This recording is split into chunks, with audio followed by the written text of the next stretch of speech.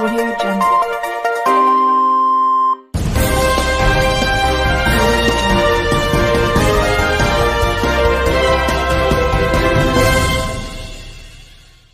सभेला बोलायच्या आधी मी सतीश अण्णांची परवानगी घेतली.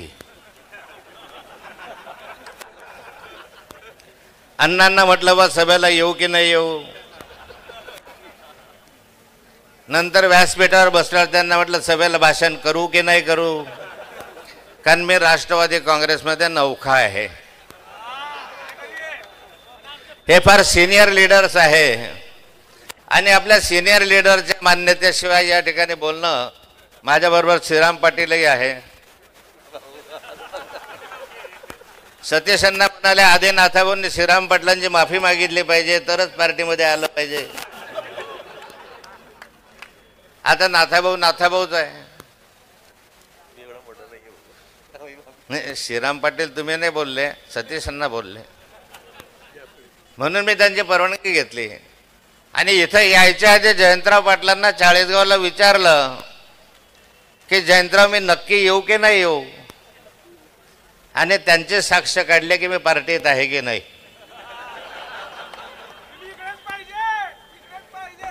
खरं म्हणजे सतीश अण्णांना किंवा तुम्हा साऱ्यांना काही गोष्टी माहितीच नाही ज्या मी इथं सांगणार पण नाही. नाथाभाऊ काही कालखंडासाठी भाजपकडे का वळला, भाजपकडून का गेला नाही, परत राष्ट्रवादीकडे का आला. मी राष्ट्रवादी कधीही सोडलेली नव्हती. मी भाजपमध्ये मला प्रवेश द्या असं कधीही म्हटलं नव्हतं. मला भाजपमध्ये या म्हणून आमंत्रण होते आणि ते कसे होते ते तुम्हाला माहिती नाही. माननीय शरद पवार साहेब आणि जयंतराव पाटील साहेब या दोघांनाच फक्त माहिती आहे. त्यामुळे आता फार खोलवर जात नाही, वेळ फार कमी आहे. 10 मिनिट 5 मिनिटाची वेळ मला दिली आहे. पण आज आपण हे सारं पाहत असताना माझ्या असं लक्षात आलं की माणसं कोण आहेत.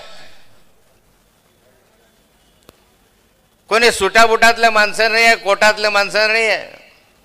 सर्वसामान्य मतदार या ठिकाणी उत्साहानं आणि उत्स्फूर्तपणे उभा आहे.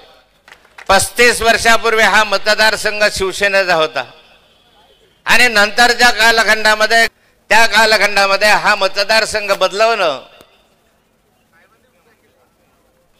हा मतदारसंघ भाजपला घेतला आणि भुसावळ मतदारसंघ शिवसेनेला दिला. म्हणून गिरीश महाराजांचा नंबर इथं लागला.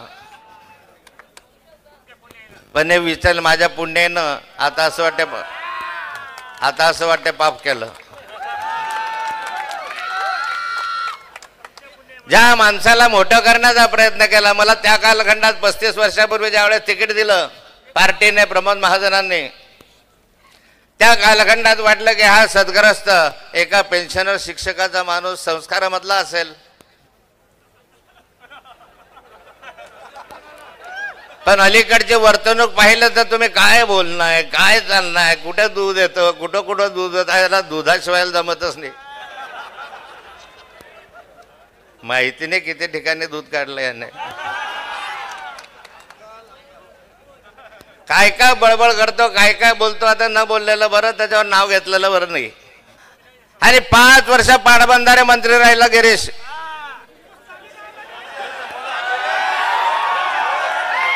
काय केलं? अरे मोयगाव धरण 2,64,00,000 जयंतराव.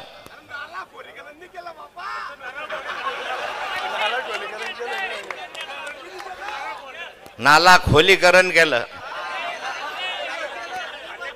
चांगलं खोलीकरणाची सवय लावली तुम्ही तर.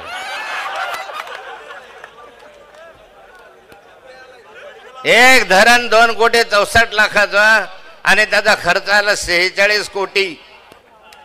46 कोटी का खर्च आला?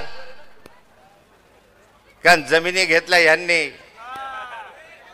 भूसंपादन केलं ह्यांनी मंत्री झाल्यावर, आणि एकेका व्यक्तीने 15-15 कोटी रुपये या ठिकाणी घेतले. 15 कोटी. गिरीश भाऊ तुम्ही घेतले की नाही मला सांगा. 10 कोटी 15 कोटी कमाई केली धरणांच्या याच्यावर.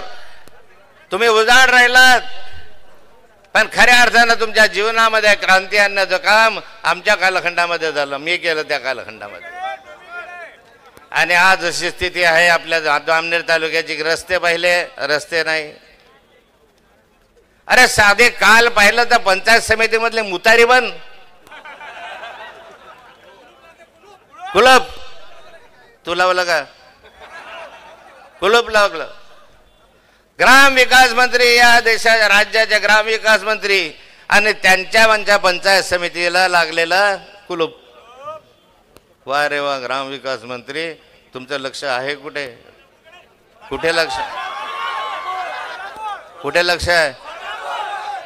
हा, जाऊ द्या, असे विषय नका काढू. आता जुनं झालं, पोरं मोठे झाले, नातू झाले, आता असे विषय काढू नका. अरे एवढं मोठं केलं, इतकी मदत मी केली, ते तुम्हाला माहिती नाही. एवढी मदत प्रत्येक निवडणुकीत केली. मला आठवतं जेव्हा सोनियाजींची सभा या ठिकाणी झाली, अशी पतली झाली होती. कशी झाली ते? 2009. गिरीश भाऊ माझ्याकडे आले, भाऊ काही करा, हे तर काय जनसमुदाय होता सोनेजनच्या सभेला, तर माझं काही खरं नाही आहे. असा रडायचा, असा पडायचा, माझे पाय धरायचा, कसंही करा, कसंही करा. म्हटलं मी काय करू शकतो? बोधवडला शत्रुघ्न सिन्हांची सभा आहे. शत्रुघ्न सिन्हा तुमचे मित्र आहे, त्यांना सांगा की जामनेरला सभा घ्या, आम्ही मोठी सभा करतो आणि सगळं पाणी फिरवतो, म्हटलं होतं की नाही. आणि मग जामनेर बोधवडची सभा शत्रुघ्न सिन्हांची रद्द करून गिरीश भाऊंसाठी खास या जामनेरला सभा घेतली. वातावरण बदललं म्हणून 5,000 निवडून आले की नाही. आणि आता जानगे जे खोडपे सर, ज्यांना ते म्हणता की तुम्हाला काय दिलं नाही गिरीश भाऊंनी, तुम्हाला जिल्हा परिषदचा अध्यक्ष केला, आणखी काय करायला पाहिजे?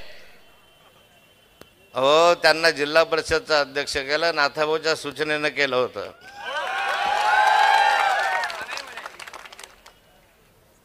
त्यांना जिल्हा परिषदचा अध्यक्षपद केलं म्हणून काही फार मोठं काम केलं असं नाही. त्यांनी 35 वर्ष जीवाचं रान करून तुम्हाला निवडून आणलं, हे काही कमी नाही आहे.